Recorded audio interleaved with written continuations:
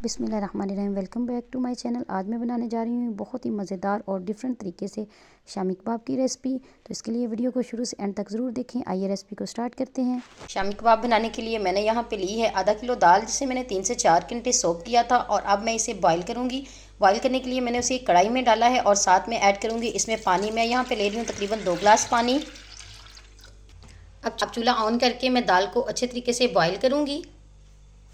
میری دال جو ہے وہ آلموسٹ گل چکی ہے، لیکن ابھی اس میں تھوڑا پانی ہے، تو میں نے آنچ کو ہائی کر دیا ہے اور پانی کو میں خشک کروں گی۔ اگر آپ لوگوں کی دال بالکل گل چکی ہو اور ابھی اس میں پانی ہو تو آپ اسے سٹین بھی کر سکتے ہیں۔ بوائل کرنے کے بعد شامی کباب کے لیے یہاں پہ میں چکن کی تیاری کروں گی۔ اس کے لیے میں لے رہی ہوں یہاں پہ آئل۔ میں نے یہاں پہ تقریباً 2 ٹیبل سپون آئل لیا ہے۔ اب میں اس میں ایڈ کروں گی پیاز۔ میں نے یہاں پہ میڈیم سائز کا ایک پیاز لے کے اسے کٹ کر لیا ہے۔ اب میں پیاز کو اس کا کلر چینج ہونے تک فرائی کروں گی۔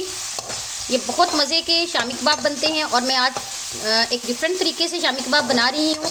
آپ میری ریسپی کو میرے طریقے سے ٹرائی کیجئے گا۔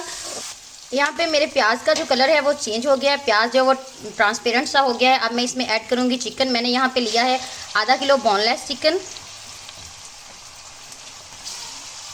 اور اب میں اسے اچھے طریقے سے مکس کروں گی۔ چکن کو پیاز کے ساتھ 4 سے 5 منٹ فرائی کرنے کے بعد اب میں اس میں ایڈ کروں گی ادرک اور لہسن کا پیسٹ۔ میں نے یہاں پہ لیا تقریباً 2 ٹی سپون، اور اب میں اسے اچھے طریقے سے مکس کروں گی۔ اب میں اس کی تقریباً 4 سے 5 منٹ مزید بھنائی کروں گی۔ اب میں اس میں ایڈ کروں گی باقی تمام سپائسز۔ تو اس کے لیے میں نے یہاں پہ لی ہے پسی ہوئی بلیک پیپر۔ میں یہاں پہ لے رہی ہوں 1 ٹی سپون۔ اس کے ساتھ ہی میں اس میں ایڈ کروں گی کٹی ہوئی لال مرچ ½ ٹی سپون۔ اس کے ساتھ اس میں جائے گی پسی ہوئی لال مرچ ½ ٹی سپون۔ اس کے ساتھ ہی میں اس میں ایڈ کروں گی ہلدی پاؤڈر ½ ٹی سپون۔ اس کے ساتھ اس میں جائے گا پسا ہوا خشک دھنیا ½ ٹی سپون۔ اس کے ساتھ اس میں ایڈ کروں گی گرم مسالہ 1 ٹی سپون، اور اب میں اسے اچھے طریقے سے مکس کروں گی، اور مزید 2 سے 3 منٹ تک اس کی بھنائی کروں گی میں۔ اب میں اس میں ایڈ کروں گی نمک حسب ضرورت، اور اس کے ساتھ ہی میں اس میں ایڈ کروں گی تقریباً 1 کپ پانی۔ پانی ایڈ کرنے کے بعد میں اسے ڈھک کے اچھے طریقے سے پکاؤں گی تاکہ جو چکن ہے وہ ہمارا گل جائے۔ شامی کباب بنانے کے لیے میں جو چکن کا سالن ریڈی کر رہی تھی وہ آلموسٹ ڈن ہو چکا ہے۔ میں نے اب آنچ کو ہائی کر دیا ہے، اور میں مزید اس کی 4 سے 5 منٹ بنائی کروں گی۔ یہاں پہ میرا سالن جو ہے وہ آلموسٹ ڈن ہو چکا ہے، اور اب چلتے ہیں کباب بنانے کی طرف۔ اب میں اپنے چکن کو اچھے طریقے سے میش کروں گی۔ یہ دیکھیں جی، آپ لوگ بھی اس طریقے سے میش کر سکتے ہیں۔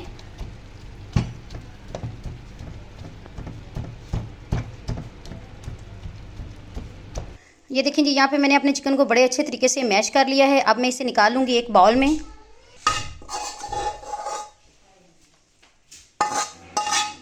یہ دیکھیں جی، اب میں اپنی دال کو بھی جو ہے نا اسی طرح میش کر لوں گی اچھے طریقے سے۔ یہ دیکھیں جی، میں نے اپنی دال کا بہت فائن پیسٹ بنا لیا ہے۔ تو آپ لوگ بھی جب کباب بنائیں تو کوشش کریں کہ آپ کا پیسٹ بھی اس طرح کا ہونا چاہیے، اور میں اسی طرح باقی ساری دال کا بھی پیسٹ جو ہے وہ ریڈی کروں گی۔ اور اب میں اسے نکال لوں گی باؤل میں، جس میں نے چکن کو نکالا ہوا ہے۔ میں نے اپنی دال کا جو ہے وہ بڑا اچھا پیسٹ بنا لیا ہے، اور اب میں اس میں مکس کروں گی باقی تمام مسالہ جات۔ سب سے پہلے میرے پاس ہے باریک کٹی ہوئی ہری مرچیں۔ میں نے یہاں پہ 2 سے 3 عدد باریک ہری مرچیں لی ہیں، اور اس کے ساتھ ہی میرے پاس ہے باریک کٹا ہوا سبز دھنیا مٹھی بھر کے۔ میں اس میں ایڈ کروں گی 2 عدد انڈے۔